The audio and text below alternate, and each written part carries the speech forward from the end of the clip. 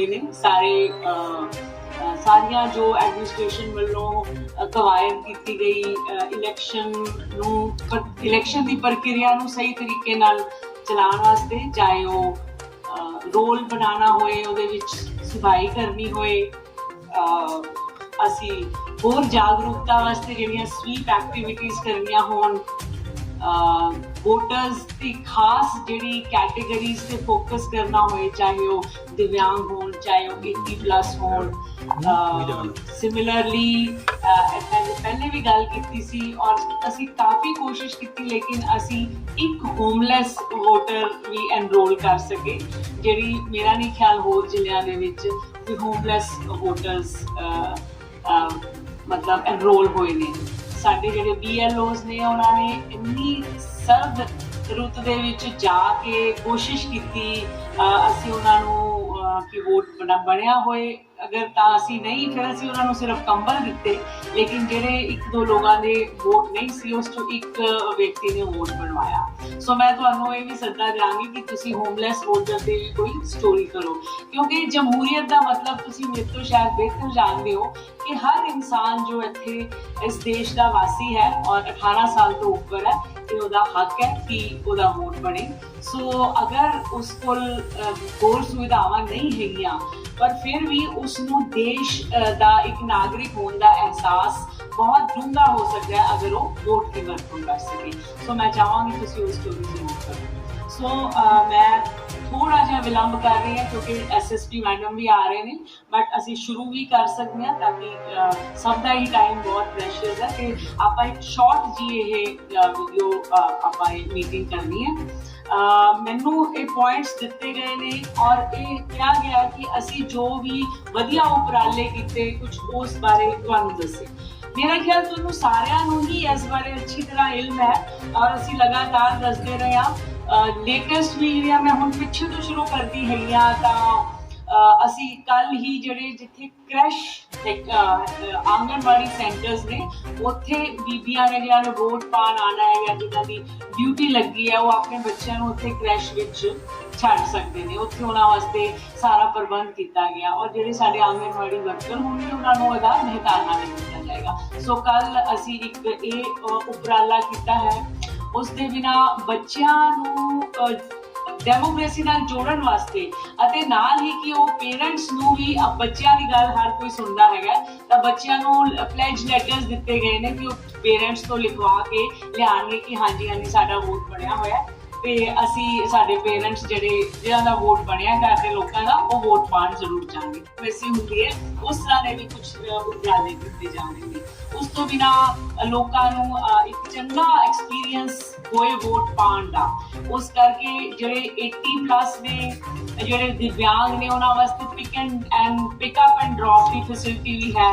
और उस दे नाल ही मैं दोबारा ये दसना चाहांगी कि पहली बार साडे राज दे विच पोस्टल बैलेट की फैसिलिटी पर्सनस विद डिसेबिलिटी नूं 80+ वोटर्स नूं और जिहड़े कोई कोविड अफेक्टेड सी, वो कोविड अफेक्टेड वाले अपने इत्थे कोई नहीं इस तरह के बेनीफिशरी सी, लेकिन कुल 143 साडे टोटल 80+ और दिव्यांग जिन्हां ने अपना पोस्टल बैलेट राही वोट पाया है। सो उन्होंने वीडियोज़ वगैरह भी तुसी देखोगे कि किस तरीके नाल इस चीज़ को आप थोड़ा जिहा समझिए कि इलैक्शन कमीशन की सोच कि जिहड़े लोग नहीं आ सकते लेकिन वो वोट पाना चाहते हैं तो उन्होंने ये फैसिलिटी दी गई।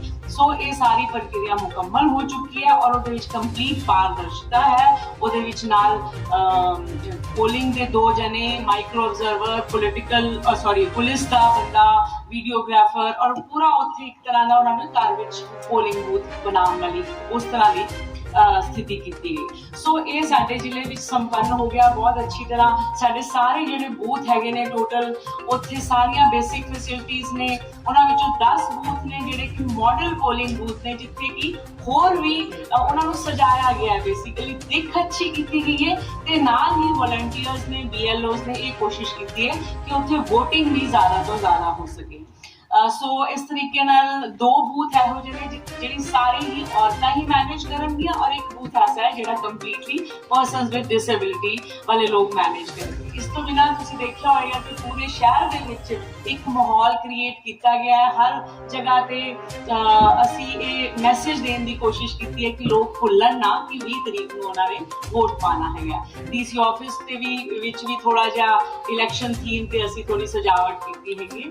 ਸੋ ਇਹ ਚੀਜ਼ਾਂ ਉਹ ਨੇ ਕਿ ਜਿਹੜੀਆਂ ਅਸੀਂ ਆਪਣੇ ਵੱਲੋਂ ਤਿਆਰੀਆਂ ਕੀਤੀਆਂ ਦੇ ਨਾਲ ਹੀ ਬਾਕੀ ਸਾਰੇ ਵੋਟਰਸ ਨੂੰ ਜਿਹੜੇ ਐਪਿਕ ਕਾਰਡ ਨੇ ਉਹ ਚਲੇ ਗਏ, ਵੋਟਰ ਸਲਿਪਸ ਚਲੀਆਂ ਗਈਆਂ, EVM ਦੀ ਭਰਪੂਰ ਅਸੀਂ ਉਸ ਬਾਰੇ ਜਿਹੜਾ ਹੈਗਾ ਪ੍ਰਚਾਰ ਕੀਤਾ ਤਾਂ ਕਿ ਲੋਕਾਂ ਦੀ ਫੈਮਿਲੀਅਰਿਟੀ ਹੋ ਜਾਏ, ਮਸ਼ੀਨ ਕਰਕੇ ਕੋਈ ਉਹਨਾਂ ਨੂੰ ਓਪਰਾਪਨ ਨਾ ਲੱਗੇ। ਸੋ ਉਹ ਸਾਰੀਆਂ ਚੀਜ਼ਾਂ ਅਸੀਂ ਕਰਦੇ ਰਹੇ ਹਾਂ।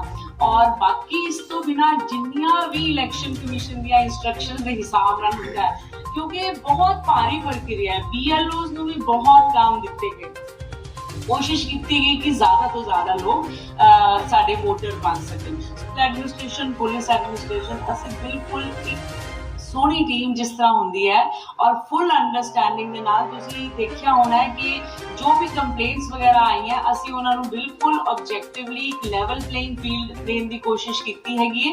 ਔਰ ਮੇਰਾ ਖਿਆਲ ਲੋਕਾਂ ਨੂੰ ਇਸ ਚੀਜ਼ ਬਾਰੇ ਮਾਣ ਹੋਏਗਾ ਕਿ ਕਿਸੇ ਤਰ੍ਹਾਂ ਦੀ ਵੀ ਪੱਖਪਾਤ ਰਾਈਟ ਫਰੋਮ ਦ ਬਿਗਿਨਿੰਗ ਨਹੀਂ ਹੋਈ। ਔਰ ਜਿਸ ਤਰ੍ਹਾਂ ਰਵਜੋਤ ਨੇ ਕਿਹਾ ਇਲੈਕਸ਼ਨ ਵਾਲੇ ਦਿਨ ਵੀ ਬਿਲਕੁਲ ਕਿਸੇ ਕਿਸਮ ਦਾ ਪੱਖਪਾਤ ਨਹੀਂ ਹੋਏਗਾ।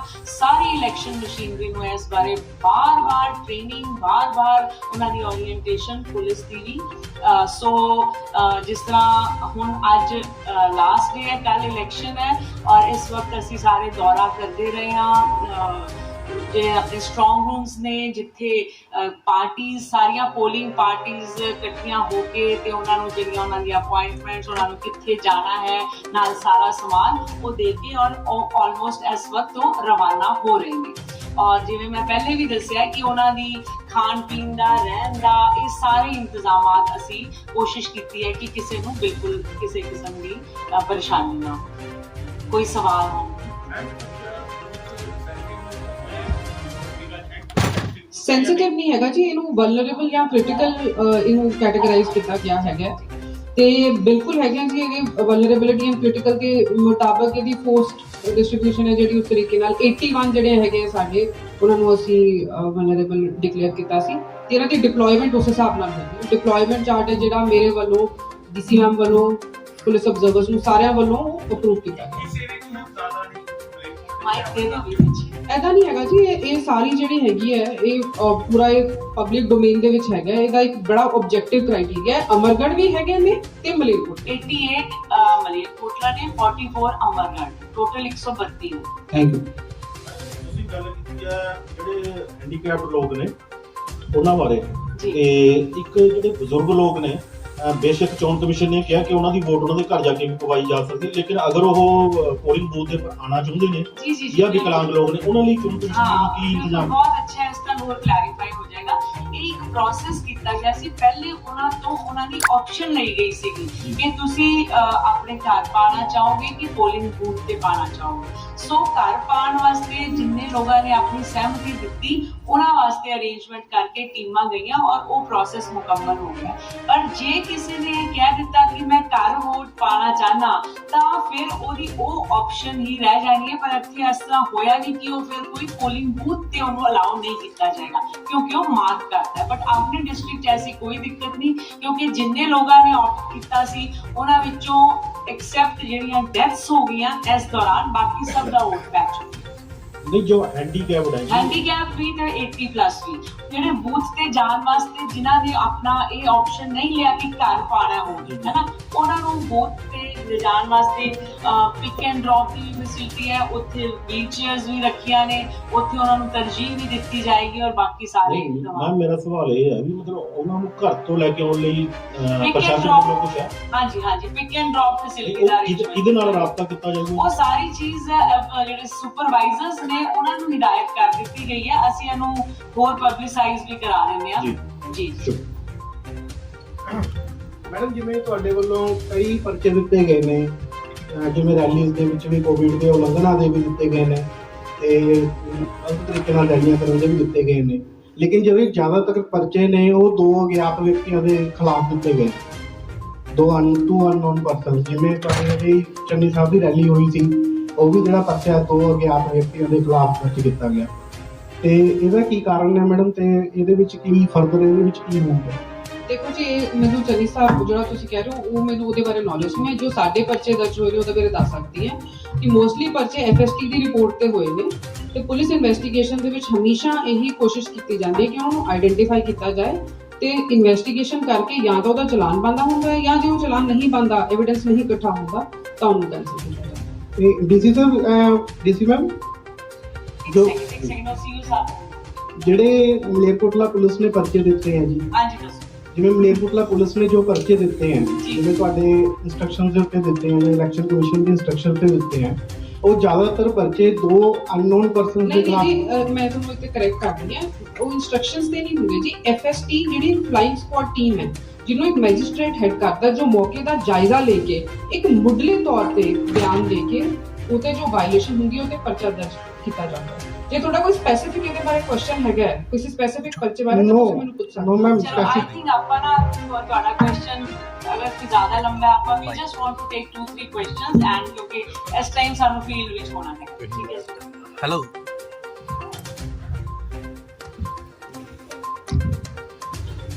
ਮੈਡਮ ਜੀ, ਭਾਵੇਂ ਕਿ ਪ੍ਰਸ਼ਾਸਨ ਵੱਲੋਂ ਨਸ਼ਿਆਂ ਦੀ ਰੋਕਥਾਮ ਲਈ ਬਹੁਤ ਪੂਰਾ ਜ਼ੋਰ ਲਾਇਆ ਗਿਆ, ਪਰ ਹਕੀਕਤ ਇਹ ਹੈ ਜੀ, ਕਿਸੇ ਵੀ ਬੂਥ ਤੇ ਕਿਸੇ ਵੀ ਉਹਦੇ 'ਚ ਜਾ ਕੇ ਦੇਖੋ ਪਿੰਡ 'ਚ ਕਿ ਜਿਹੜਾ ਨਸ਼ਾ ਇੰਨੀ ਵੱਡੀ ਮਾਤਰਾ ਦੇ ਵਿੱਚ ਵੰਡਿਆ ਗਿਆ ਪੋਲੀਟੀਕਲ ਪਾਰਟੀਆਂ ਵੱਲੋਂ, ਇਹਦੇ ਬਾਰੇ ਮਤਲਬ ਕਿ ਕੀ ਮਤਲਬ ਕਾਰਵਾਈ ਕੀਤੀ ਜਾ ਸਕਦੀ ਹੈ ਜੀ? ਕਿਉਂਕਿ ਬਿਲਕੁਲ ਸੱਚਾਈ ਹੈ ਜੀ, ਇਹ ਅਣਗਹਿਲੀ ਪ੍ਰਸ਼ਾਸਨ ਦੀ ਹੈ ਜੀ। ਜਵਾਬ ਦੇਣ ਜਾਂ ਮੈਂ ਤੁਹਾਨੂੰ ਇਹ ਪੁੱਛਣਾ ਚਾਹਾਂਗੀ ਕਿ ਜੇ ਤੁਹਾਡੇ ਨੋਟਿਸ ਵਿੱਚ ਇੰਨੀ ਚੀਜ਼ ਹੈ, ਔਰ ਅਸੀਂ ਕਿੰਨੀ ਵਾਰ ਕਿਹਾ ਕਿ ਕੋਵਿਡ ਐਪ ਹੈ, ਤੁਸੀਂ ਉੱਥੇ ਫੋਟੋ ਪੋਸਟ ਕਰੋ, ਤੁਸੀਂ ਉੱਥੇ ਵੀਡੀਓ ਪੋਸਟ ਕਰੋ, ਆਮ ਲੋਕਾਂ ਦੇ ਬਿਨਾਂ ਪ੍ਰਸ਼ਾਸਨ ਕੁਝ ਕਰ ਸਕਦਾ ਹੈ? ਸਾਡੀ ਇੱਕ ਲਿਮਿਟ ਤੱਕ ਅਸੀਂ ਕਰ ਰਹੇ ਹਾਂ, ਲੇਕਿਨ ਜਦੋਂ ਤੁਸੀਂ ਇਹ ਸਵਾਲ ਉਠਾ ਰਹੇ ਹੋ, ਮੈਨੂੰ ਬਹੁਤ ਖੁਸ਼ੀ ਹੁੰਦੀ ਕਿ ਜੇ ਤੁਸੀਂ ਕੋਈ ਐਕਚੁਅਲੀ ਵੀ ਉਹਦੇ ਉੱਤੇ ਸਾਨੂੰ ਸ਼ਿਕਾਇਤ ਦੇ ਦਿੰਦੇ, ਕਿਉਂਕਿ ਉਹਦਾ ਇੱਕ ਪ੍ਰੋਸੈਸ ਹੈ। ਤੁਸੀਂ ਸਾਰੇ ਜਾਂ ਜਨਤਾ ਜਦੋਂ ਪਾਰਟਿਸਿਪੇਟ ਕਰੇਗੀ ਨਾ, ਗੱਲ ਤਾਂ ਹੋਏਗੀ, ਉਹਦੇ ਵਿੱਚ ਇੱਕ ਰਿਕਾਰਡ ਬਣ ਜਾਂਦਾ ਹੈ, 100 ਮਿੰਟ ਦੇ ਵਿੱਚ ਉਹਦੇ ਤੇ ਐਕਸ਼ਨ ਕਰਨਾ ਹੁੰਦਾ ਹੈ। ਸੋ ਤੁਹਾਡੇ ਹੱਥ ਇਲੈਕਸ਼ਨ ਕਮਿਸ਼ਨ ਨੇ ਇੱਕ ਇੰਨੀ ਪਾਵਰਫੁਲ ਇੱਕ ਚੀਜ਼ ਦਿੱਤੀ ਹੈ, ਲੇਕਿਨ ਤੁਸੀਂ ਸਵਾਲ ਤਾਂ ਇੱਥੇ ਕਰ ਰਹੇ ਹੋ, ਔਰ ਮਤਲਬ ਸਾਨੂੰ ਉਸ ਵਿੱਚ ਸਾਡੀ ਮਦਦ ਨਹੀਂ ਕੀਤੀ। ਦੂਸਰਾ ਇਹ ਸਵਾਲ ਇਹ ਹੈ ਵੀ ਜਿਹੜੀਆਂ ਪੋਲੀਟੀਕਲ ਰੈਲੀਆਂ ਹੋਈਆਂ ਨੇ, ਜਿਹੜੀ ਰੈਲੀ ਦੇ ਬਾਰੇ ਮੀਡੀਆ ਵੱਲੋਂ ਆਵਾਜ਼ ਉਠਾਈ ਗਈ ਹੈ ਜੀ, ਉਹਦੇ ਉੱਪਰ ਹੀ ਪਰਚਾ ਹੋਇਆ ਜੀ। ਪਰੰਤੂ ਦੇਖੋ, ਤੁਹਾਡੇ ਜਿਹੜੇ ਚੋਣ ਅਬਜ਼ਰਵਰ ਨੇ, ਚੋਣ ਨਿਰੀਖਕ ਨੇ, ਹਰ ਜਦੋਂ ਵੱਡੀ ਪੋਲੀਟੀਕਲ ਪਾਰਟੀ ਹੁੰਦੀ ਹੈ, ਦੀ ਰੈਲੀ ਹੈ, ਕਿਸੇ ਵੀ ਮੁੱਖ ਬੁਲਾਰੇ ਵੱਲੋਂ ਕੀਤੀ ਜਾਂਦੀ ਹੈ ਪਾਰਟੀ ਦੇ ਵੱਲੋਂ, ਉੱਥੇ ਤੁਹਾਡਾ ਅਬਜ਼ਰਵਰ ਮੌਜੂਦ ਹੋਣ ਦੇ ਬਾਵਜੂਦ ਵੀ ਜਿਹੜੀਆਂ ਖਬਰਾਂ ਮੀਡੀਆ 'ਚ ਲੱਗੀਆਂ ਨੇ, ਉਹਨਾਂ ਤੋਂ ਬਿਨਾਂ ਕਿਸੇ ਵੀ ਰੈਲੀ ਦੇ ਉੱਤੇ ਕੋਈ ਕਾਰਵਾਈ ਨਹੀਂ ਕੀਤੀ। ਮੈਂ ਤੁਹਾਨੂੰ ਕਰੈਕਟ ਕਰਨਾ ਚਾਹੂੰਗੀ ਕਿ ਕੋਈ ਵੀ ਪਰਚਾ ਜਿਹੜਾ ਹੈਗਾ ਹੈ, ਉਹ ਜਿੱਦਾਂ ਮੈਂ ਤੁਹਾਨੂੰ ਬਾਰ-ਬਾਰ ਕਹਿ ਰਹੀ ਹਾਂ, ਆਬਜ਼ਰਵਰ ਸਾਹਿਬ FST ਨੂੰ ਰੈਫਰ ਕਰਦੇ ਨੇ।